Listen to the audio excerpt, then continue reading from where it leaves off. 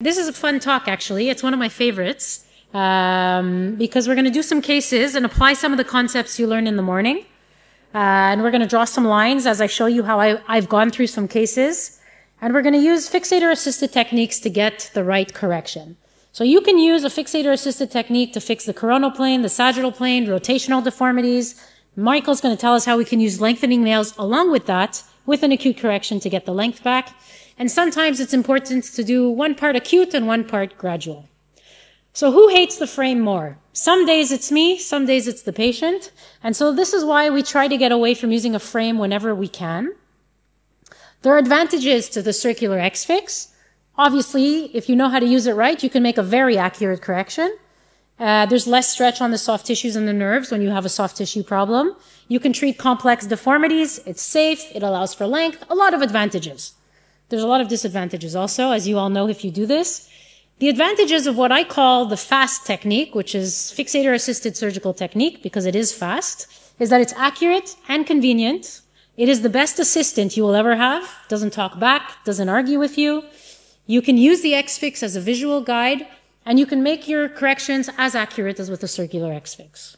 So, how do we do this FAST technique? You can do a nail or a plate.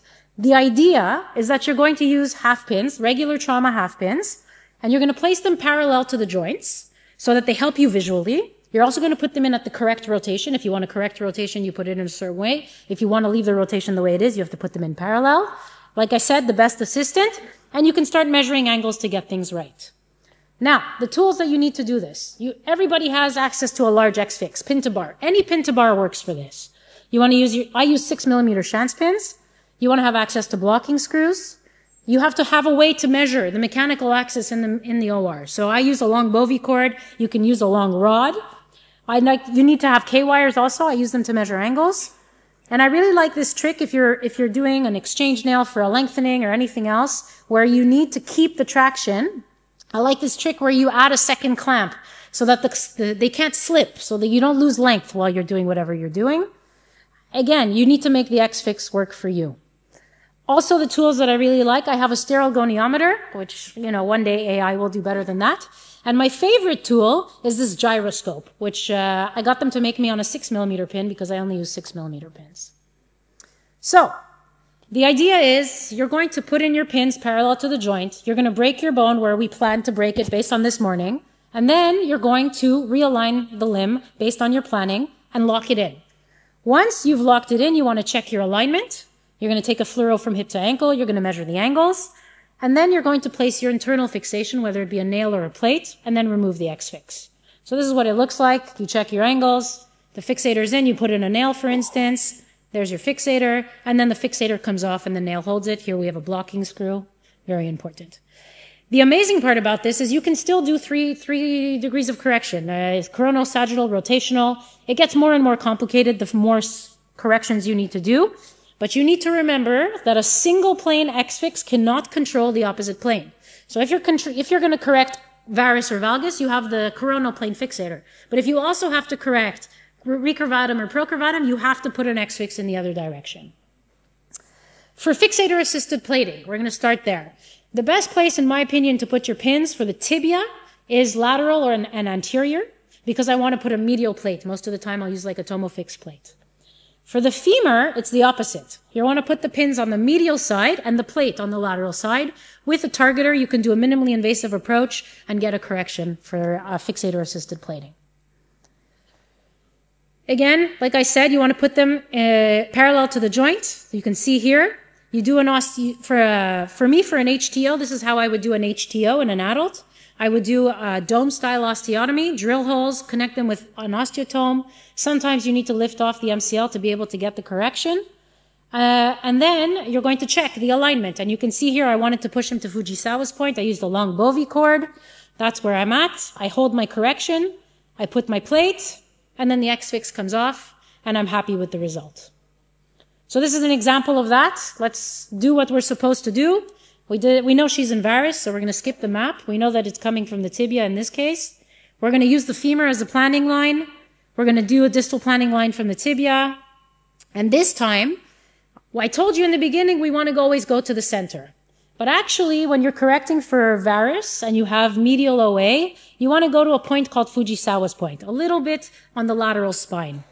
So I'm going to go there. So instead of planning my line to go to the center of the knee, I'm going to plan it to Fujisawa's point.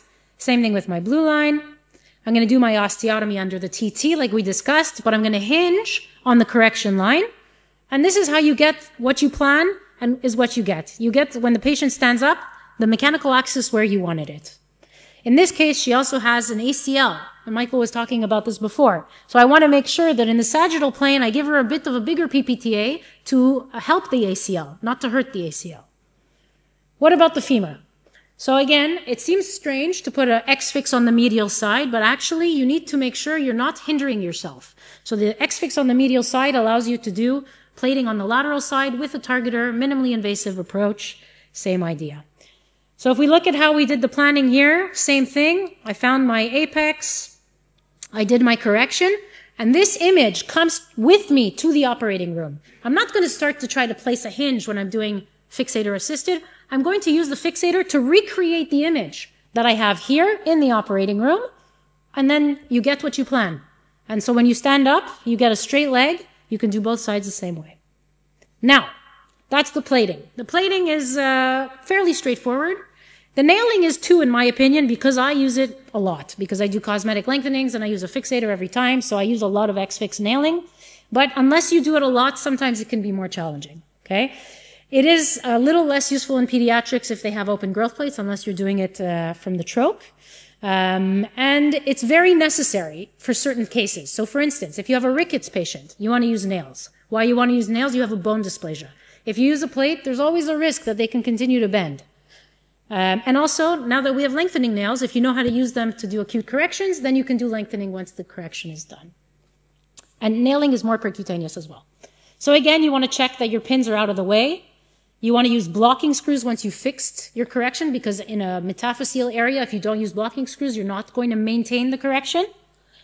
And you want to check where the path of the nail is going to be. So for instance, if you're doing retrograde, you want to make sure your pin is either anterior or posterior to the plane.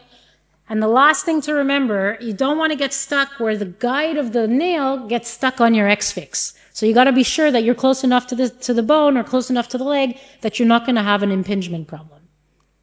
So this is an example of a 17-year-old girl. She has hypophosphatemic rickets. We've done our analysis. We're going to fix her, make her leg straight, and the blocking screws, as you can see, even in the tibia and the femur.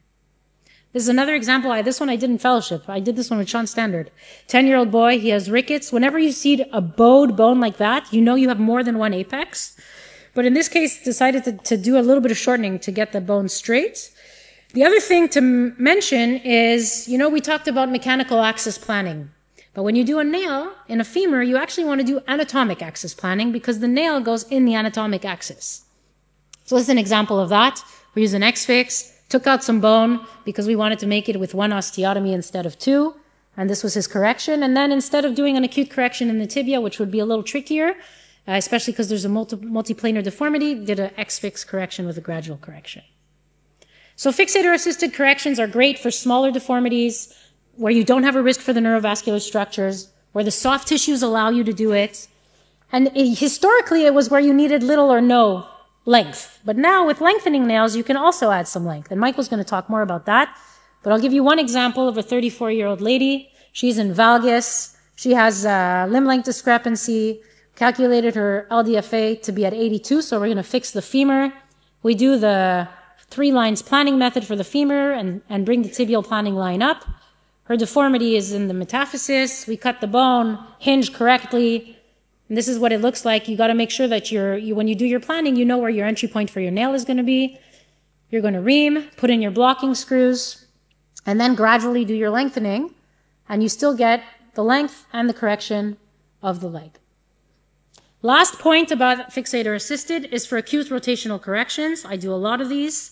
You put your pins in the rotation that you want to fix. With the gyroscope, it's no longer an art, it's a science. You get the exact numbers, you know exactly how much you're going to correct to the exact number, and then you do the correction, put the fixator on to lock it. I really, really like to do these retrograde. I had cases where I do them antegrade, and the patients continue to limp because of the abductor lurch, and particularly in the miserable malalignment patients. So I do the osteotomy at the mid-shaft of the femur, but I do it retrograde, fixator-assisted, minimally invasive, use the gyroscopes, use the fixator. This is what it looks like. And this is the biggest incision, the entry point for the nail. And this is completely percutaneous surgery for a fixator-assisted rotational correction. I let them walk immediately. You can do bilateral like this. I'm going to skip this because we're going to go on to it, just for sake of time. So, lastly, I like to use fixator-assisted techniques when you have a deformity of the entire limb. Because one part you're going to fix acutely, and the other part you're going to fix gradually. So this is an example of that 13-year-old girl I showed you in the beginning of the day, where I said, where do we start? How are we going to fix this deformity? Now you know. We're going to do the mechanical axis deviation. We're going to figure out which angles are wrong. Then we're going to do our planning lines, figure out where our apex of deformity is. In the tibia, as Mark pointed out, it's outside the bone, so we have two apices. So here, I'm going to decide to fix the femur acutely, because I only have one osteotomy to do, and I'm going to fix the tibia with gradual correction. And this allows you to be a not-so-perfect surgeon. So here I did fixator-assisted. Don't forget it's rickets. I like to use nails to be sure that it doesn't come back, the deformity. Blocking screws. You do one side. We fix the tibial deformity with a double-level frame. Do one leg, then do the other leg. You fix the sagittal plane. Never forget the sagittal plane. And then you have a patient who goes from a completely crooked leg to very straight legs. And the last case I'll show you is a 19-year-old male. He has Pierre-Robert syndrome, congenital knee fusions. He was operated on as a child for exactly I don't know what, but he's a mechanic, car mechanic, and he's progressively getting worse. And you'll look at, when you see his sagittal plane, that the deformity, he said his main complaint is that his bum is getting closer and closer to the floor. So this is a great example of how you cannot do only acute correction, because you're going to have a problem with the soft tissues and also with the neurovascular structures. But he has and a hip deformity and a knee deformity. So the hip deformity we did acute, the knee deformity we do gradual or semi-gradual. We did a partly acute correction, partly gradual correction. And this allows you to realign a patient both in the sagittal and the AP planes using combined acute and gradual techniques. Thank you.